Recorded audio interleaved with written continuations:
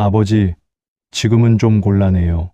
애들 학원 보내야 하고, 저도 병원 당직 준비해야 하고, 이 이야기는 재산도 체면도 모든 것을 내려놓았을 때 자식들은 여전히 자신을 받아줄까 확인하고 싶어 하게 된 박성만 한 아버지의 생각으로 시작됩니다. 박성만은 오늘도 철물점 앞을 지나쳤습니다. 이미 문을 닫은 지 반년이 넘었지만 몸이 저절로 그쪽으로 향했습니다. 낡은 간판은 여전히 그 자리에 걸려 있었습니다. 성만철물. 45년 동안 그가 지켜온 이름이었습니다. 그는 셔터 앞에 잠시 멈춰 섰습니다. 손때 묻은 철제 문고리를 보다가 천천히 고개를 돌렸습니다. 더 이상 열쇠도 없었습니다. 새 주인이 리모델링을 한다고 했습니다. 편의점이 들어선다는 소식을 들었습니다. 그는 다시 걷기 시작했습니다. 골목을 빠져나와 큰 길로 나서자 오후 햇살이 따가웠습니다. 72세의 몸은 여전히 건강했습니다. 하루 3끼를 거르지 않았고 매일 아침 산책을 했습니다. 문제는 몸이 아니었습니다. 문제는 하루가 너무 길다는 것이었습니다. 예전엔 새벽 6시에 일어나 가게 문을 열었습니다. 단골 손님들이 찾아왔고 공사 현장에서 급한 물건을 찾는 전화가 왔습니다. 점심은 가게 뒤편 작은 방에서 라면으로 때우고 저녁엔 문을 닫고 장부를 정리했습니다. 손님이 없는 날도 있었지만 그래도 가게는 그의 자리였습니다. 지금은 자리가 없었습니다. 성만은 집으로 돌아와 현관문을 열었습니다. 텅 빈 거실이 그를 맞았습니다. 아내는 5년 전 세상을 떠났습니다. 넓은 집은 그 이후로 점점 조용해졌습니다. 그는 소파에 앉아 핸드폰을 꺼냈습니다. 화면에는 아무 알림도 없었습니다. 며칠 전 장녀 미정에게 전화를 걸었지만 3번의 신호음 끝에 끊겼습니다. 20분 뒤 문자가 왔습니다. 아빠, 지금 고객 미팅 중이에요. 나중에 다시 연락드릴게요. 하지만 전화는 오지 않았습니다. 성만은 핸드폰을 탁자 위에 내려놓았습니다. 창밖을 바라봤습니다. 아파트 단지 놀이터에서 아이들이 뛰어놀고 있었습니다. 젊은 엄마들이 벤치에 앉아 이야기를 나눴습니다. 그는 그 풍경을 한참 바라보다가 천천히 눈을 감았습니다. 내가 정말 힘들어지면 저 아이들은 나를 받아줄까? 그 질문이 머릿속을 맴돌기 시작한 건 정확히 언제부터였을까요? 아마 작년 추석 때였을 겁니다. 명절 아침, 미정과 진호가 집에 왔습니다. 차례상을 차리고 절을 받고 밥을 먹었습니다. 대화는 짧았습니다. 미정은 휴대폰을 자주 확인했고 진호는 병원 일로 일찍 나가야 한다고 말했습니다. 성만이 딸 미정에게 물었습니다. 요즘은 좀 어떠냐? 바쁘긴 한데 괜찮아요. 미정의 대답은 짧고 정중했습니다. 그러나 눈은 이미 시계를 향하고 있었습니다. 오후 3시가 되기 전 두 남매는 모두 떠났습니다. 성만은 혼자 남은 음식을 정리하며 생각했습니다. 언제부터 내가 이렇게 가벼워졌을까? 무게가 없다는 건 중요하지 않다는 뜻이었습니다. 그는 자식들을 원망하지 않으려 했습니다. 그들에게도 삶이 있었고 각자의 자리에서 바쁘게 살고 있었습니다. 미정은 보험 설계사 지점장이었고 진호는 정형외과 병원을 운영했습니다. 둘 다 성공했습니다. 그것만으로도 충분하다고 그는 스스로를 다독였습니다. 하지만 의심은 자꾸만 커졌습니다. 성만은 서랍을 열어 통장을 꺼냈습니다. 평생 모은 돈이 고스란히 들어 있었습니다. 가게를 정리하며 받은 보증금도 아내가 남긴 보험금도 모두 그 안에 있었습니다. 그는 통장을 오래 들여다봤습니다. 이게 없으면 나는 어떻게 되는 걸까? 그 질문 앞에서 그는 처음으로 두려움을 느꼈습니다. 자식들이 자신을 사랑하는지 그는 확신할 수 없었습니다. 그들은 효도를 했지만 그것이 마음에서 나온 것인지는 알 수 없었습니다. 명절마다 찾아오고 용돈을 받아가고 필요할 때 연락을 했습니다. 하지만 성만은 느꼈습니다. 자신이 아버지이기보다는 자원에 가깝다는 것을.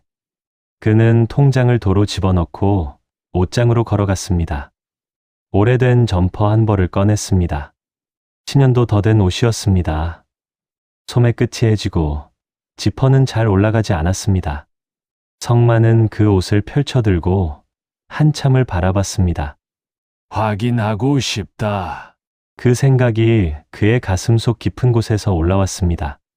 재산도 체면도 모든 것을 내려놓았을 때 자식들은 여전히 자신을 받아줄까?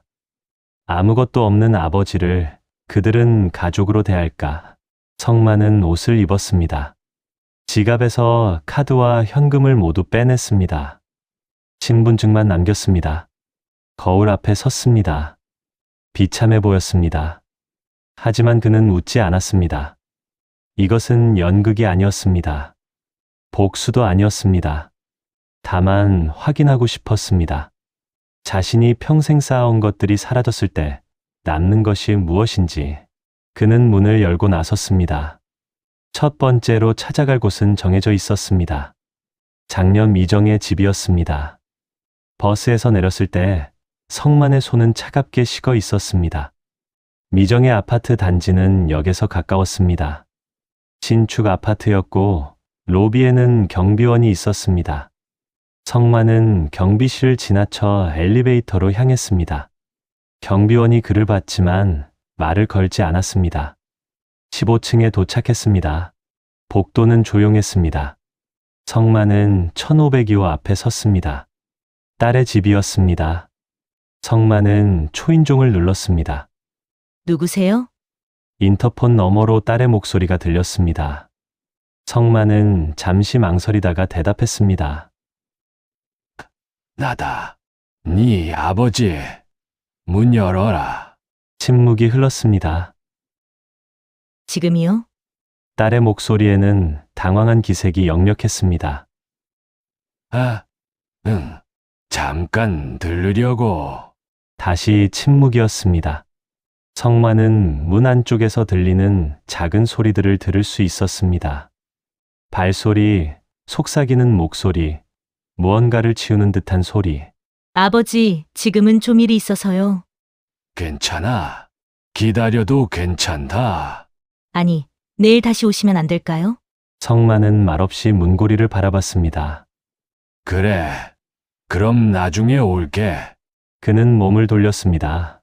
엘리베이터로 걸어가는 동안 등 뒤에서 문 여는 소리는 들리지 않았습니다. 성만은 버튼을 눌렀습니다. 엘리베이터 문이 열리고 그는 안으로 들어갔습니다. 엘리베이터 거울에 비친 자신의 얼굴을 봤습니다. 늙었습니다. 낡은 점퍼를 입은 노인이 거기 서 있었습니다. 두 번째로 찾아간 곳은 아들 진호의 집이었습니다. 시내 반대편에 있는 고급 빌라였습니다. 성만은 택시를 타지 않고 버스를 2번 갈아탔습니다. 버스 창문 밖을 바라보니 어느새 해가 기울기 시작했습니다. 빌라 입구에는 비밀번호 키패드가 있었습니다. 성만은 번호를 알고 있었습니다. 작년 설날에 왔을 때 진호가 알려준 것이었습니다. 그는 숫자를 눌렀습니다. 문이 열렸습니다. 3층까지 계단을 올라갔습니다. 숨이 찼지만 멈추지 않았습니다. 진호의 집 앞에 섰을 때 안에서 아이들 웃음소리가 들렸습니다. 손자들이었습니다. 성만은 벨을 눌렀습니다. 문이 열리고 진호가 나왔습니다. 와이셔츠 차림이었고 넥타이는 풀어져 있었습니다. 그는 아버지를 보자 눈을 크게 떴습니다. 아버지, 어떻게? 한번 와봤다. 성만은 짧게 말했습니다. 진호는 복도를 둘러보다가 성만의 옷차림을 위아래로 훑었습니다. 전화도 안 하고 오시면 어떡해요? 갑자기 생각나서. 진호는 난처한 표정을 지었습니다. 안에서 며느리의 목소리가 들렸습니다. 여보, 누구예요? 아, 아버지, 며느리가 현관으로 나왔습니다. 그녀도 성만을 보자 얼굴이 굳었습니다. 아버님 연락을 주셨어야죠. 미안하다. 그냥 지나가다가. 진호가 한숨을 쉬었습니다. 아버지, 지금은 좀 곤란해요. 애들 학원 보내야 하고, 저도 병원 당직 준비해야 하고, 오래 있을 건 아니고. 그게 아니라, 진호는 말을 흐렸습니다. 성만은 아들의 눈을 봤습니다. 거기엔 불편함과 부담감이 있었습니다. 무슨 일 있으세요? 며느리가 조심스럽게 물었습니다. 성만은 고개를 저었습니다. 아니, 그냥 얼굴 보려고 온 건데. 그럼 차라리 내일 병원으로 오시는 게 어때요? 거기서 편하게 이야기하시죠. 진호의 목소리에는 애원이 섞여 있었습니다. 성만은 알 수 있었습니다. 아들은 지금 자신을 집 안으로 들이고 싶지 않았습니다. 그래. 그럼 그렇게 하마. 성만은 몸을 돌렸습니다. 아버지, 진호가 불렀습니다. 성만은 멈춰 섰지만 돌아보지 않았습니다. 택시비, 뒤에서 지갑 여는 소리가 들렸습니다. 성만은 천천히 고개를 저었습니다. 괜찮다. 그는 천천히 계단을 내려갔습니다. 뒤에서 현관문 닫히는 소리가 들렸습니다. 성만은 빌라를 나와 거리로 걸어갔습니다. 저녁 공기가 차가웠습니다. 벤치에 앉았을 때 해는 완전히 넘어가고 있었습니다. 성만은 공원 벤치에 몸을 기댔습니다. 주머니에 손을 넣었습니다. 빈 지갑만 만져줬습니다. 핸드폰을 꺼냈습니다. 배터리는 30%였습니다. 전화를 걸 사람이 없었습니다. 그는 하늘을 올려다봤습니다. 구름 사이로 별이 하나 보였습니다. 성만은 그 별을 한참 바라봤습니다. 내가 짐이 됐구나. 그 말을 소리내어 중얼거렸을 때 가슴이 무너지는 것 같았습니다. 자식들은 그를 받아들이지도 않았습니다. 초대는 없었고 시간도 없었습니다. 그것이 전부였습니다. 성만은 일어섰습니다. 마지막으로 갈 곳이 하나 남아 있었습니다.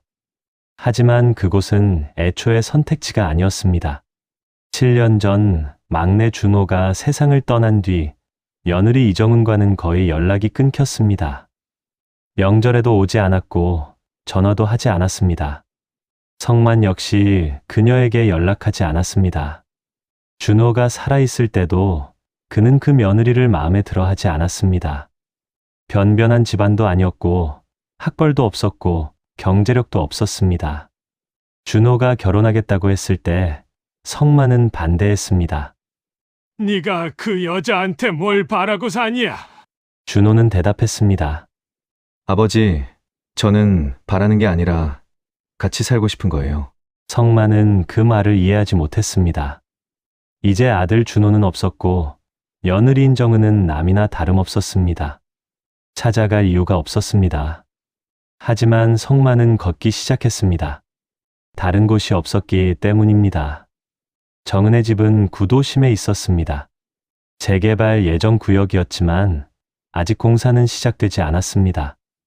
낡은 빌라들이 줄지어 서 있었고 골목 곳곳에는 쓰레기 분리수거함이 놓여 있었습니다. 성만은 그 골목을 천천히 걸었습니다. 기억이 희미했습니다.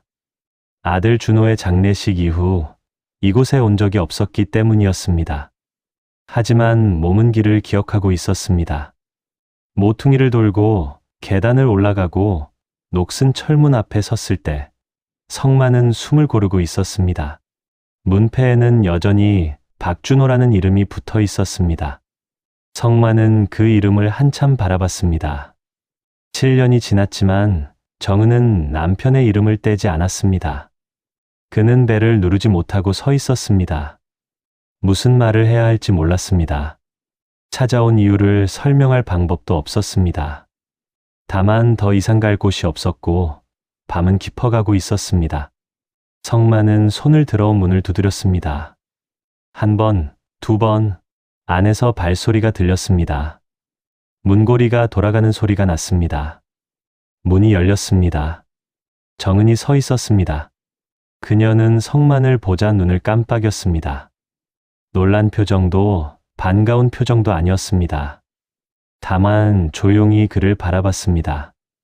아버님, 성만은 짧게 대답했습니다. 정은은 그의 낡은 점퍼를, 빈 손을, 피곤한 얼굴을 차례로 봤습니다. 추우시죠? 들어오세요. 그녀는 문을 열어주었습니다. 성만은 망설였습니다. 정은은 기다렸습니다. 재촉하지 않았고 이유를 묻지도 않았습니다.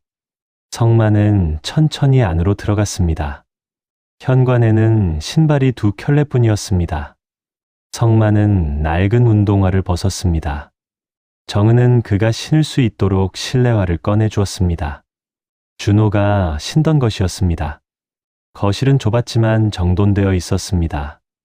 오래된 소파와 작은 식탁, 벽에 걸린 시계, 준호의 사진이 작은 선반 위에 놓여 있었습니다. 앉으세요. 정은이 말했습니다. 성만은 소파에 앉았습니다. 정은은 부엌으로 들어가 물을 끓였습니다. 주전자 소리가 조용히 울렸습니다. 성만은 거실을 둘러봤습니다. 벽지는 발에 있었고 천장 모서리에는 곰팡이 자국이 있었습니다. 겨울인데도 보일러를 약하게 틀어놓은 듯 공기가 차가웠습니다.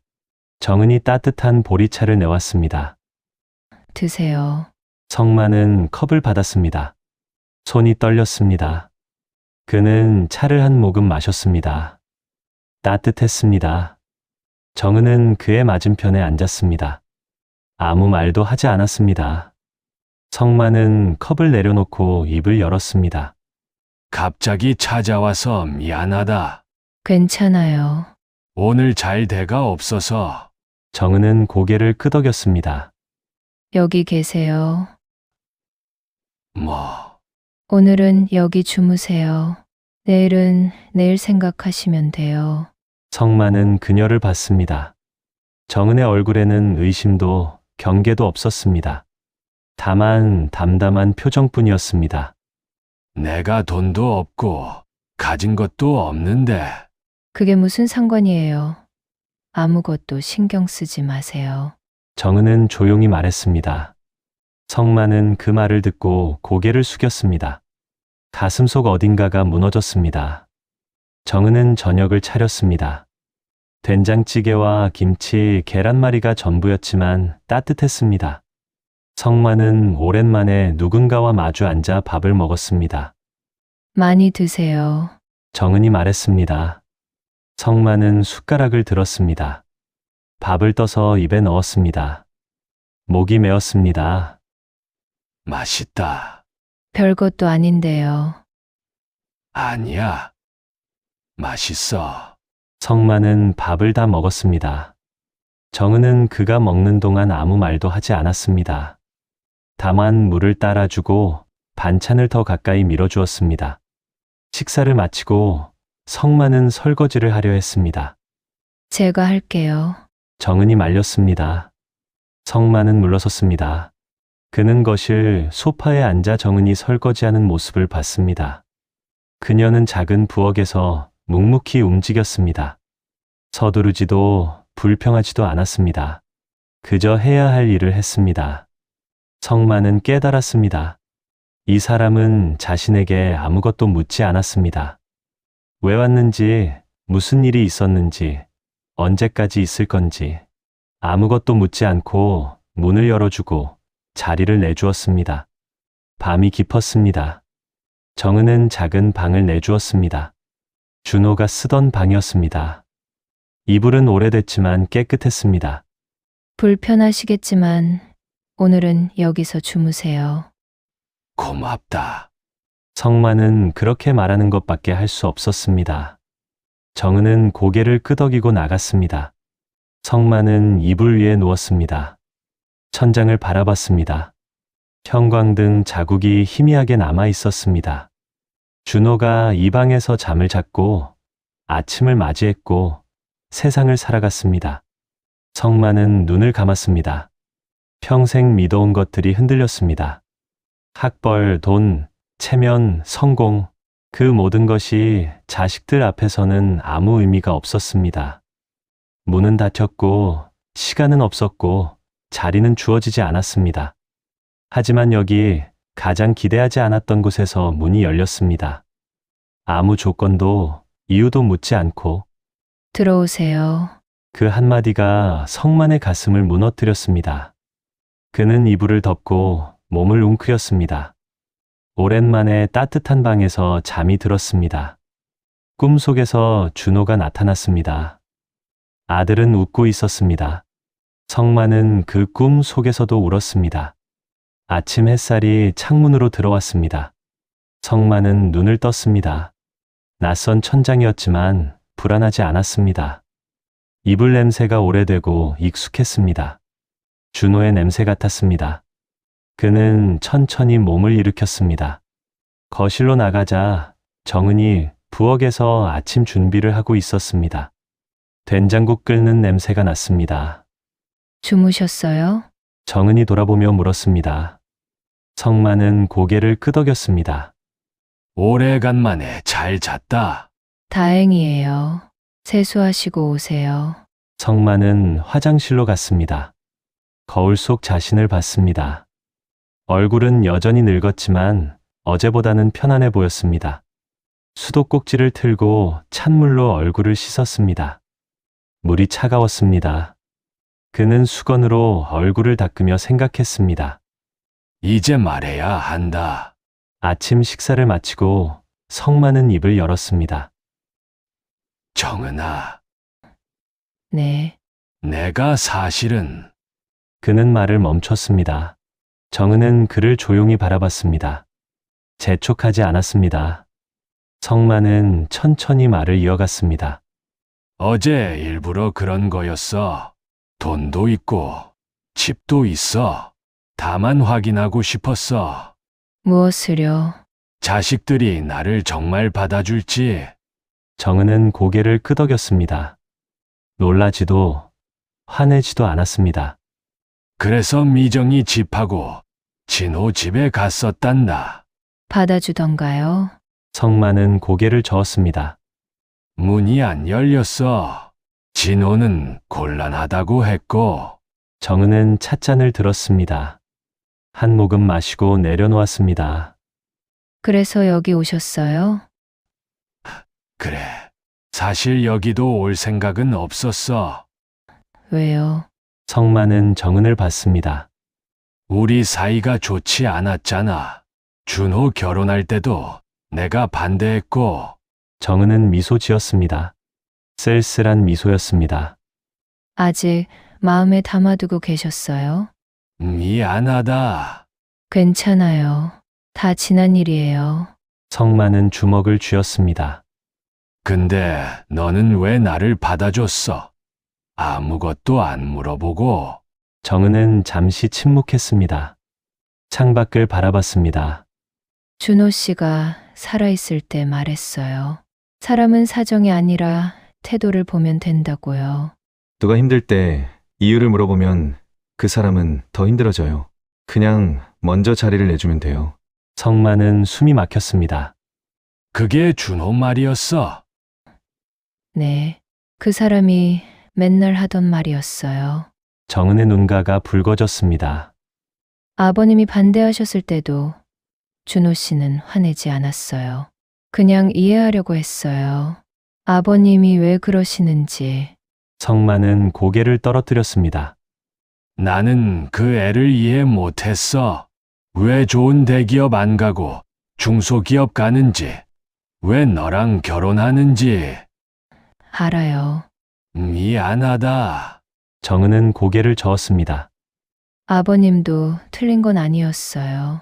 준호도 그렇게 생각했어요. 다만 기준이 달랐을 뿐이에요. 성만은 눈을 감았습니다. 준호가 죽던 날을 떠올렸습니다. 7년 전 겨울이었습니다. 전화를 받았을 때 세상이 무너졌습니다. 장례식장에서 정은을 봤을 때 그는 아무 말도 할 수 없었습니다. 미안하다는 말도 고맙다는 말도 하지 못했습니다. 그 후로 연락이 끊겼습니다. 성만은 눈을 떴습니다. 나는 평생 잘못 살았구나. 정은은 그의 손을 잡았습니다. 아니에요. 아버님도 아버님 방식으로 가족을 지키려 하셨어요. 그게 다 돈이었어. 성공이었어. 그게 전부였어. 그것도 사랑이에요. 성만은 고개를 들었습니다. 사랑. 네. 그게 아버님이 배운 사랑이었던 거예요. 정은의 목소리는 따뜻했습니다. 근데 이제 다른 사랑도 배울 수 있잖아요. 늦지 않았어요. 성만은 정은의 손을 봤습니다. 작고 거친 손이었습니다. 요양보호사 일을 하며 생긴 손이었습니다. 너는 왜 이렇게 착하냐? 정은은 웃었습니다. 착한 게 아니에요. 그냥 준호 씨가 남긴 거예요. 그 사람이 저한테 가르쳐 준 거예요. 그날 오후 성만은 집으로 돌아가기로 했습니다. 정은이 현관까지 배웅했습니다. 성만은 신발을 신으며 말했습니다. 고마웠다. 별 말씀을요. 앞으로 자주 올게. 괜찮지? 정은은 고개를 끄덕였습니다. 언제든 오세요. 성만은 문을 열고 나가려다 멈췄습니다. 돌아서서 정은을 봤습니다. 정은아, 네. 어떤 상황이든 너는 내 며느리야. 그건 변함없어. 정은의 눈에서 눈물이 흘렀습니다. 하지만 그녀는 웃고 있었습니다. 고맙습니다, 아버님. 성만은 고개를 끄덕이고 밖으로 나갔습니다. 골목을 걸으며 뒤돌아봤을 때 정은은 여전히 문 앞에 서 있었습니다. 손을 흔들고 있었습니다. 성만도 손을 흔들었습니다. 버스 안에서 성만은 창밖을 바라봤습니다. 도시 풍경이 스쳐 지나갔습니다.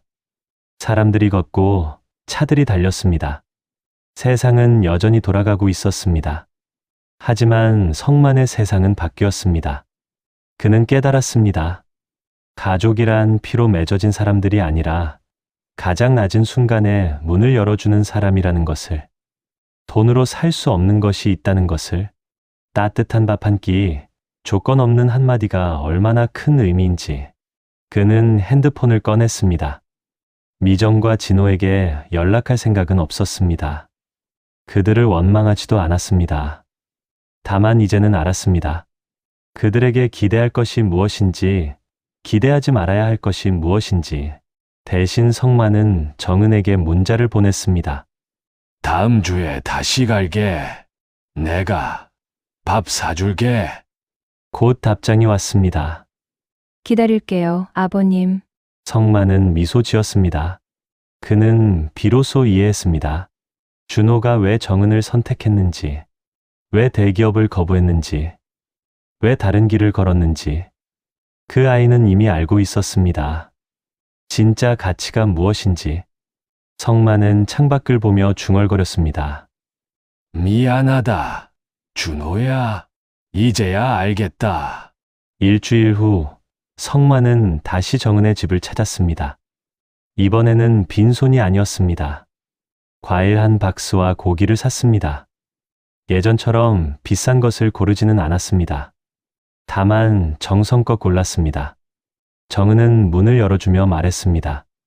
이런 거 안 사오셔도 되는데. 먹고 싶어서 샀어. 같이 먹자. 둘은 함께 저녁을 준비했습니다. 성만은 고기를 구웠고 정은은 상추와 쌈장을 준비했습니다. 작은 식탁에 둘러앉아 밥을 먹었습니다. 맛있어요. 정은이 말했습니다. 성만은 고개를 끄덕였습니다. 그래. 오래간만에 이렇게 먹는구나. 아버님, 요즘은 어떻게 지내세요? 아, 응. 그냥 생각 좀 하면서. 성만은 고기를 한 점 집어 정은의 접시에 놓았습니다. 미정이랑 진호한테는 연락 안 했어. 정은은 놀라지 않았습니다. 그러셨구나. 연락할 필요가 없더라. 내가 원하는 건 저 애들한테 없어. 섭섭하시겠어요. 성만은 고개를 저었습니다. 섭섭한 게 아니라 이해가 돼. 내가 저 애들한테 가르친 게 그거였으니까. 무엇을요? 돈. 성공. 그게 전부라고 가르쳤어. 근데 이제 와서 마음을 바라는 건 욕심이지. 정은은 조용히 밥을 먹었습니다. 성만은 계속 말했습니다. 준호가 살아있을 때 내가 그 애한테 했던 말들이 있어. 어떤 말씀이요? 왜 좋은 회사 안 가냐? 왜 돈 안 되는 일 하냐? 왜 너 같은 애를 데려오냐? 성만의 목소리가 떨렸습니다. 그때는 다 내 아들들을 위해서라고 생각했어. 근데 아니었어. 내 기준, 내 욕심이었어. 정은은 젓가락을 내려놓았습니다. 아버님, 아, 응, 준호는 아버님을 원망하지 않았어요. 그래. 네, 그 사람은 항상 말했어요. 아버지는 그렇게밖에 못하시는 거라고. 그게 아버지가 배운 사랑이라고. 성만은 눈을 감았습니다. 그 애가 그렇게 말했어. 네, 그래서 저한테도 말했어요. 아버님을 이해하라고. 아버님도 언젠가는 알게 되실 거라고. 성만은 눈물을 참았습니다. 목이 메었습니다. 그 애가 나보다 컸구나. 정은은 고개를 끄덕였습니다. 준호는 좋은 사람이었어요. 식사를 마치고 둘은 거실에 앉아 차를 마셨습니다. 성만은 준호의 사진을 봤습니다. 액자 속 아들은 웃고 있었습니다. 정은아, 네, 나 이제 뭐 하면 좋을까? 정은은 잠시 생각했습니다. 아버님이 하고 싶은 거 하시면 돼요. 하고 싶은 게 없어. 그럼 천천히 찾으시면 돼요. 성만은 차를 한 모금 마셨습니다. 요양보호사 일 힘들지?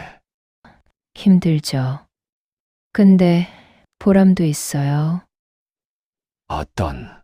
정은은 미소 지었습니다. 어르신들이 편해하실 때요. 제가 있어서 조금이라도 덜 힘들어 하실 때요. 성만은 그녀를 봤습니다.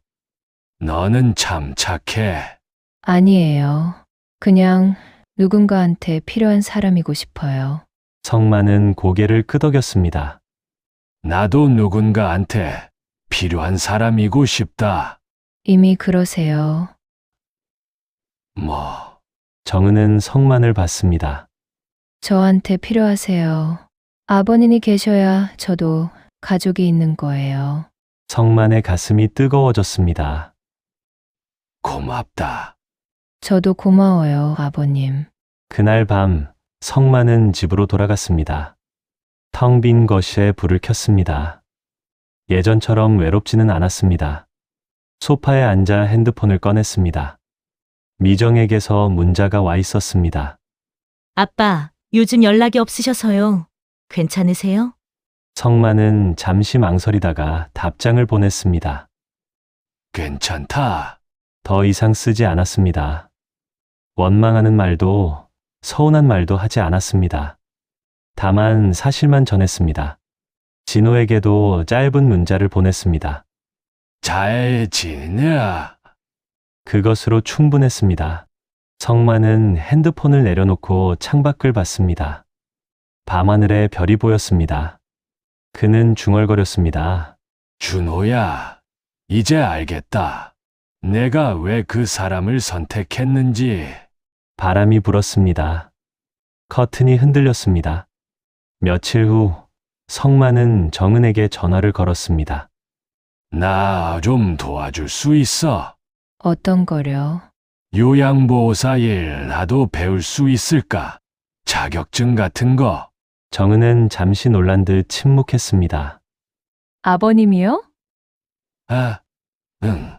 나도 누군가한테 필요한 사람 되고 싶구나. 너처럼. 정은의 목소리가 밝아졌습니다. 할 수 있어요. 제가 도와드릴게요.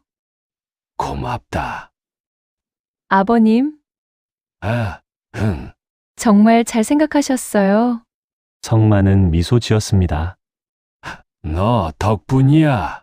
전화를 끊고 성만은 창밖을 봤습니다. 봄이 오고 있었습니다. 아파트 단지 나무에 새싹이 돋고 있었습니다. 그해 여름, 성만은 요양보호사 자격증을 땄습니다. 정은이 함께 공부를 도와주었습니다. 시험에 떨어질까봐 걱정했지만 합격했습니다. 자격증을 받던 날, 성만은 정은에게 전화했습니다. 붙었다. 축하해요, 아버님. 다 내 덕분이야. 아니에요. 아버님이 열심히 하셨어요. 성만은 자격증을 들여다봤습니다. 자신의 이름이 적혀 있었습니다. 72세의 나이에 새로운 시작이었습니다. 정은아, 네. 나 이제 준호한테 떳떳해진 것 같아. 정은의 목소리가 떨렸습니다. 준호 씨도 기뻐할 거예요. 성만은 고개를 끄덕였습니다. 그래, 그렇겠지. 가을이 왔습니다. 성만은 작은 요양원에서 일하기 시작했습니다. 처음에는 서툴렀지만 점점 익숙해졌습니다. 어르신들을 돌보며 그는 생각했습니다. 이게 준호가 말한 거구나. 사람을 보는 거. 어느 날 정은이 요양원을 찾아왔습니다. 아버님, 일하시는 모습 보러 왔어요. 성만은 반가웠습니다. 어서 와. 차 한잔하자. 둘은 요양원 정원 벤치에 앉았습니다. 가을 바람이 불었습니다. 어때요? 일은? 좋아. 힘들지만 보람 있어. 다행이에요. 성만은 정은을 봤습니다. 너 덕분이야. 내가 문 열어줘서 내가 여기까지 왔어. 정은은 고개를 저었습니다. 아버님이 스스로 여신 거예요. 아니야. 내가 없었으면 나는 그냥 끝이었을 거야. 정은은 성만의 손을 잡았습니다. 이제 시작이에요, 아버님. 성만은 고개를 끄덕였습니다. 그래. 이제 시작이지. 그날 저녁 집으로 돌아온 성만은 준호의 제사상을 차렸습니다. 기일은 아니었지만 아들과 이야기하고 싶었습니다. 준호야. 그는 사진을 보며 말했습니다. 아빠가 이제야 너를 이해했어. 내가 왜 그렇게 살았는지, 왜 정은이를 선택했는지. 사진 속 준호는 여전히 웃고 있었습니다. 미안했어. 내 말을 안 들어줘서, 내 삶을 인정 안 해줘서. 성만의 눈에서 눈물이 흘렀습니다. 근데 이제는 알겠어. 가족이 뭔지, 사랑이 뭔지. 그는 저를 올렸습니다. 고맙다. 준호야. 좋은 며느리 남겨줘서. 바람이 불었습니다. 성만은 그 바람 속에서 아들의 목소리를 들은 것 같았습니다. 자셨어요, 아버지. 그는 미소 지었습니다. 겨울이 다가왔습니다. 성만은 여전히 요양원에서 일했고 정은과는 일주일에 한 번씩 만났습니다. 미정과 진호에게는 가끔 부문자를 보냈습니다. 답장은 짧았지만 그것으로 충분했습니다. 어느 날 정은이 물었습니다. 아버님, 행복하세요? 성만은 잠시 생각했습니다. 응. 행복해. 처음으로. 정말요? 그래. 돈도 별로 없고, 크게 성공한 것도 없지만 행복해. 정은은 웃었습니다. 다행이에요. 성만도 웃었습니다. 너 덕분이야. 내가 가르쳐줘서. 제가 뭐요? 진짜 가족이 뭔지.